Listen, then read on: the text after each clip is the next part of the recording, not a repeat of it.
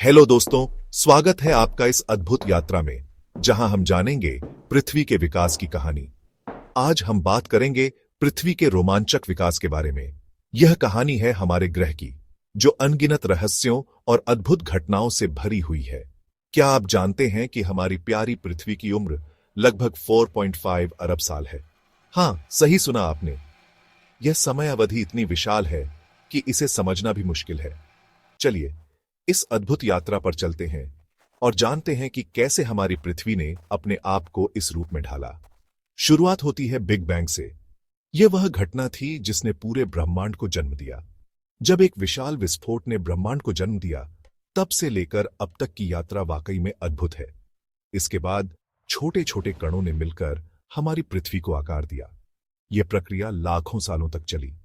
पृथ्वी की प्रारंभिक अवस्था बहुत ही उथल पुथल भरी थी।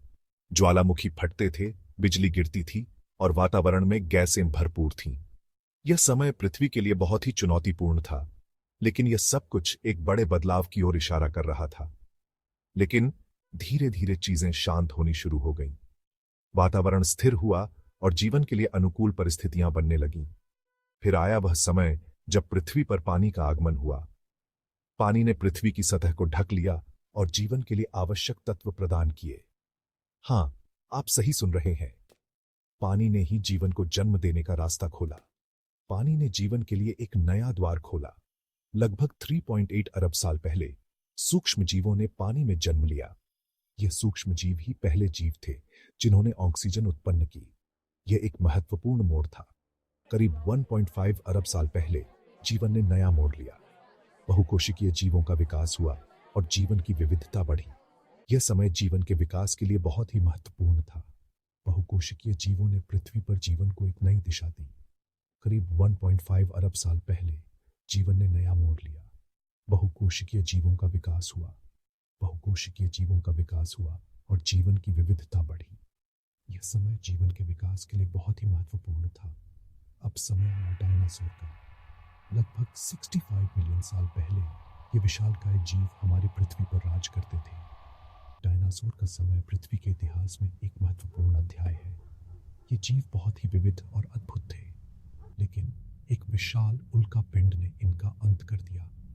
यह घटना पृथ्वी के इतिहास में एक बड़ा मोड़ थी। इसके बाद स्तनधारी जीवों का विकास हुआ और आखिरकार इंसानों का। मानव सभ्यता ने अपने विकास में कई मोड़ देखे। मानव सभ्यता ने अपने विकास में कई मोड़ देखे।